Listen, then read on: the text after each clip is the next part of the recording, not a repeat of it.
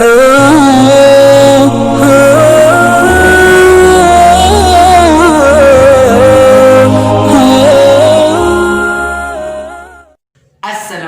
sahabat. Seperti biasanya, kita akan menyimak kajian agama dari guru kita yang mulia, Buya Yahya. Dan bagi kalian yang ingin request video, kalian bisa DM ke akun Instagram saya. Sudah saya sediakan linknya di deskripsi.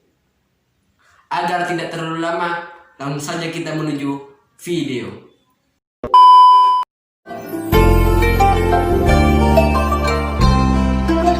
Assalamualaikum warahmatullahi wabarakatuh. Assalamualaikum.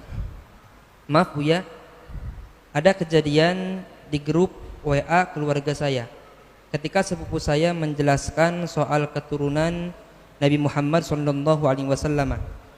Dijawab sama sepupu saya, Nabi itu punya anak laki-laki tapi sudah meninggal. Sedangkan kalau dari perempuan tidak kuat genetiknya, karena keturunan itu dari laki-laki. Demi Allah, hati saya mendengar dan membaca WA di grup keluarga, hati saya sakit. Dan demi Allah, lebih bodohnya saya tidak bisa menjawab WA dari sepupu saya itu. Tolong sudi kiranya saya minta jawaban dari Buya, karena saya gelisah kebayang saja, dan saya cinta habaib dan ulama Buya. Mohon saya minta jawabannya, biar saya bisa balas WA dari sepupu saya, dan saya minta doanya juga. Mudah-mudahan keluarga dan keturunan saya selalu cinta kepada anak cucu Nabi Muhammad SAW. Terima kasih Buya. Maaf Buya, takut saya kurang sopan dari bahasa dan kata-kata saya. Baik, di dalam Islam urusan nasab, sambung nasab, disepakati bahwa sambung nasab dalam Islam itu adalah dengan catatan satu, dengan pernikahan yang halal, termasuk adalah yang tidak haram wati subhat. Halal, kemudian melalui jalur bapak, itu nasab dalam Islam secara umum. Tidak ada nasab melalui perempuan. Ini kan umum. Ada kekhususan di sini. Baginda Nabi Muhammad SAW. Nah, ini kalau ada, memang yang ada tadi di grup tadi, memang ada tulisan-tulisan yang disebar di negeri Arab sana juga ada yang menafikan nasab Nabi, di Indonesia juga ada menafikan nasab Nabi, nggak punya keturunan dan sebagainya.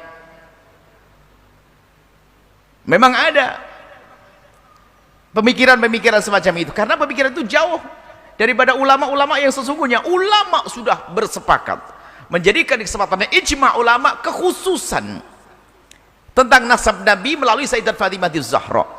Dari mana diambil kekhususan itu? Dari sabda Nabi. Memang nasab bagi selain Nabi Muhammad adalah melalui jalur bapak, tapi baginda Nabi beda, melalui Sayyidat Fatimah. Yang Sayyidat Fatimah Az-Zahra disebut Fatimah bid'atun minni, Fatimah bagian dariku. Nah, ini difahami para ulama. Kemudian putra dari Sayyidat Fatimah Az-Zahra, Sayyidina Hasan, termasuk Sayyidina Husain. Sayyidina Hasan dikatakan inna ibni hada sayyidun, inna ibni hada, anakku. Jadi biarpun melewat Sayyidat Fatimah Az-Zahra disebut oleh Rasulullah inna ibni, dan omongan Nabi adalah nasrai. Nah, disinilah para ulama sepakat, semua ulama Islam yang sesungguhnya, bahwasanya nasab Sayyidat Fatimah Az-Zahra, nasab keturunan Rasulullah sambung melalui Sayyidat Fatimah Az-Zahra. Ini bab kekhususan Nabi Muhammad SAW, karena sabda Nabi. Sabda Nabi. Nah, ini kalau memang ada tulisan semacam itu, ada di negeri kita juga banyak, di negeri Arab sana juga ada, tulisan di Indonesia juga ada. Bahkan yang mengingkari keturunan Nabi ini berbahaya. Bahkan waktu ada orang mengatakan Muhammad tidak punya keturunan, dibantah oleh Al-Quran, inna syani'aka wal abtar. Kita katakan Nabi tidak punya keturunan. Nabi punya keturunan melalui Sayyidat Fatimah Az-Zahra, tapi hanya di generasi pertama saja. Dari Sayyidat Fatimah Az-Zahra itu saja. Kalau nanti dari keturunannya kok ada melihat perempuan, tidak dihitung lagi. Hanya ini keusulan, karena Nabi yang menyebut Fatimah bid'atun minni, Sayyidat Fatimah adalah, Siti Fatimah adalah bagian daripadaku. Jadi kekhususannya selesai hal ini. Jadi kalau ada omongan-omongan itu karena ya kurang belajar, dia kurang baca, nggak ngerti perkataan ulama. Tapi ada orang yang mengaku ulama dan nulis semacam itu, dan jadi diskusi itu ada memang sumbernya. Tapi kita punya keyakinan bahwasanya nasab Duriyah Nabi sambung dengan Rasulullah melalui Sayyidat Fatimah Az-Zahra dengan nas.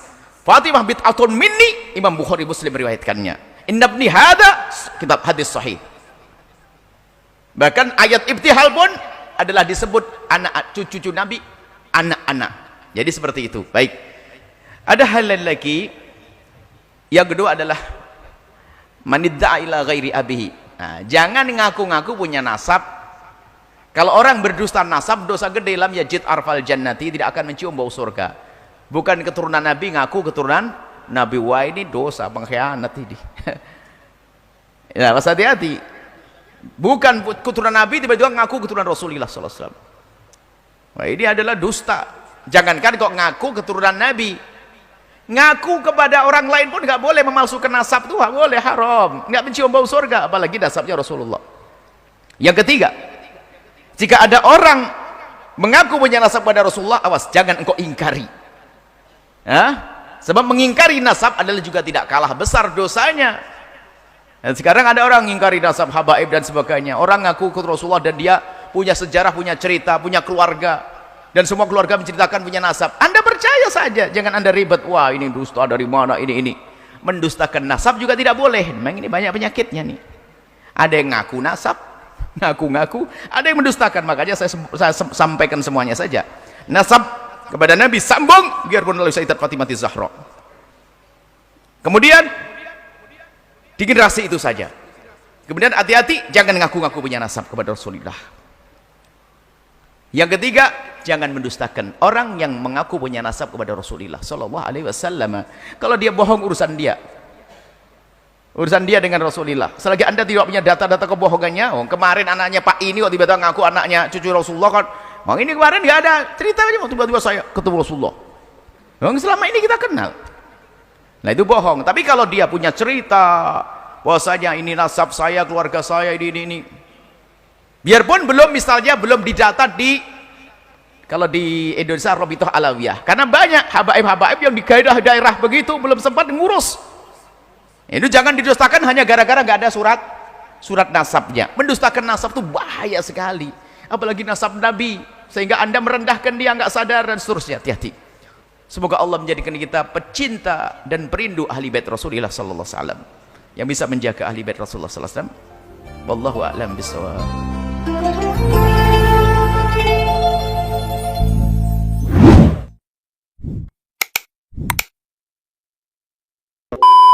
Sekian sahabat, semoga ilmu ini menjadi ilmu yang bermanfaat. Wallahu muwaffiq ila aqwamit thariq. Wassalamualaikum warahmatullahi wabarakatuh.